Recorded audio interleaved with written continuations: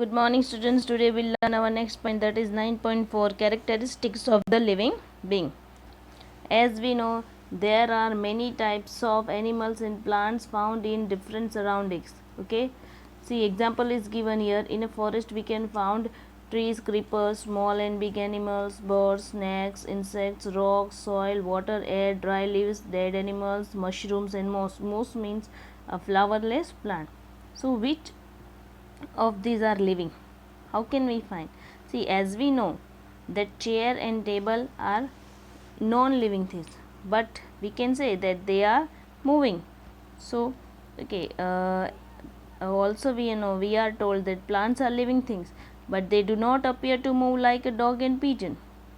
On the other hand, a car, a bus can move, still we consider them non-living. Okay, plants and animals appear to grow in size with time, but then at times clouds in the sky also seem to grow in size.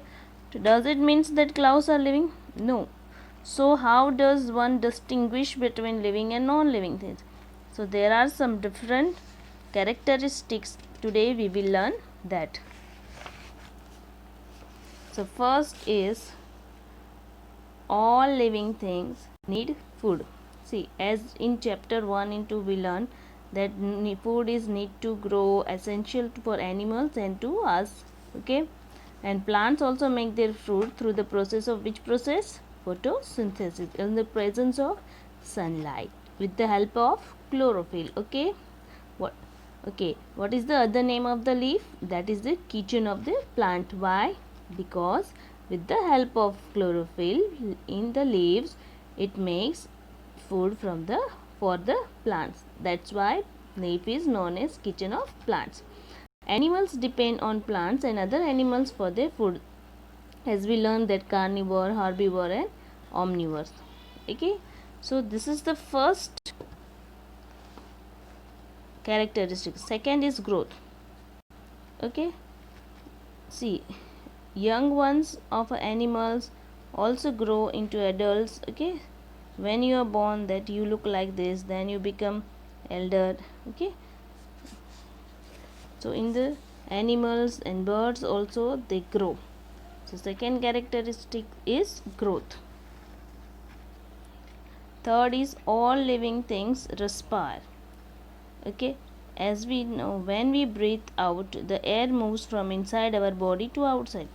Breathing is a part of process called respiration. In the respiration, some of oxygen of the air we breathe in is used by the living body. We breathe out the carbon dioxide produced in this process. See, as we know, when plant makes its fruits, it takes carbon dioxide from the, suppose it is a plant, it makes its food, it takes carbon dioxide from the air and release oxygen. What release? Oxygen. And that oxygen we breathe, we take, inhale, and we exhale carbon dioxide. The process of breathing in animals like cows, buffaloes, dogs or cats is similar as humans. Okay, respiration is necessary for all living organisms. It is through respiration that the body finally obtains energy from the food it takes. Okay, some animals may have different mechanism for the exchange for gases. How? See, earthworms breathe through their skin. Fish, we learned, have gills for using oxygen dissolved in water. See, aquatic animals takes the oxygen from the water which dissolve in water. Okay, and some of have nostrils, okay, on their head. Okay, like dolphin. The gills absorb oxygen from the air dissolved in water. Do plants also respire? Yes, we know that the leaves takes air through the tiny pores in them and use the oxygen. They give out carbon dioxide. Okay, so fourth is, all living things respond. Do all living things respond to stimuli? Now, what is, first of all, listen, what is stimuli? Okay, how do you respond if you suddenly step on a sharp object like a thorn? While walking, barefoot. How do you feel when you see or think about your favorite food? You suddenly move from a dark place into bright sunlight. So what happened? What happened? Your body gives response, or you give response. Okay, changes in our surroundings that make us respond to them are called stimuli. Do other animals also respond to stimuli? See, when you move towards a bird, what does it do? What does it do? It flies away. Okay, wild animals run away when bright light is flashed. So it is respond to stimuli. Do plants also respond to stimuli? Flowers of some plants bloom only at night. In some plants, flowers close after sunset. In some plants like mimosa, commonly known as touch me not, leaves closed or fold when we touch them. Okay. For this, you have to do this activity, read this activity and try to do it at home. Number 5, living being organisms and excretions. Now all living things take food. Not all the food that is eaten is really used. Okay, only a part of it is utilized by the body. What happens to the rest? This has to be removed by the body as wastes. Our body also produces some wastes. In our life process, the process of getting rid of the waste by living organism is known as excretions. So this is the fifth one, characteristics of living organism, that is excretions. Okay. Do plants also excrete? Yes, some plants remove waste products as secretions. Okay, excretion is another characteristics common to all living things. See, some plants remove waste products as solutions, as latex, resin and gum. Okay. Now, do all living things reproduce their own kind? Have you ever seen nest of the birds? See, this is the, what are this? These are eggs. Okay, some of the eggs hatch. If the eggs hatch, then what comes out of it? Young birds.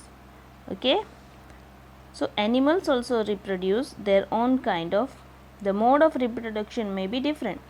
Okay, some animals produce their young ones through eggs and some gives birth to young ones like human being. Okay, like cat, dog. See, many plants reproduce through seeds. Plants produce seeds which can germinate and grow into the new plant. See, plants also reproduce from seed. Okay, it's germinate with the help of warmth, sunlight, soil and water. Some plants also reproduce through part of other than seeds.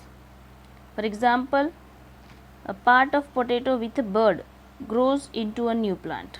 See, you know that on the potato there is a these types of bird. From it new plant can grow. And also in the rose, if you cut this branch and you dug in the soil, then from it new plant can grow. Okay, this is the activity. Okay, cutting from a rose or mehendi plant, fix it in the soil. Okay, and do it. This is compulsory. Okay, do it at your home and send me photos afterward. Okay, when we have to send the homework, that time only, and don't send in stream option. Do all living things move? Okay, we discussed the various ways in which animals move. They move from one place to another and also show other body movements. Okay, now what about plants? Do they also move? Plants are generally anchored in soil, so they do not move from one place to another. However, various substances like water, minerals and food synthesized by them move from one part of the plant to other. Have you noticed any other kind of movement in plants? Opening or closing of flowers. Do you recall how some plants show movement in response to certain stimuli. See, plants do not move, but as we know, what is the function of the roots? Roots take the minerals and water and it transport to the different parts of the plant, and then leaves make the food with the process of photosynthesis. Then through phloem it transport food to the whole part of the tree. So this is the movement of in the plant. We also have some non-living thing as moving, a bus, car, small piece of paper, a cloud, so on. There is a such variety of living organisms, but all them show some common characteristics as we have discussed. Yet another common characteristic is that living beings die. Because organisms die, particular types of organisms can survive the thousands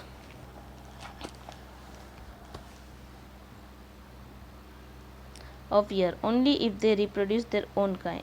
One single organism may die without ever reproducing, but the type of organism can exist only if there is reproduction. So which is the last that characteristic, that is organism, living things will die. This is the eighth one.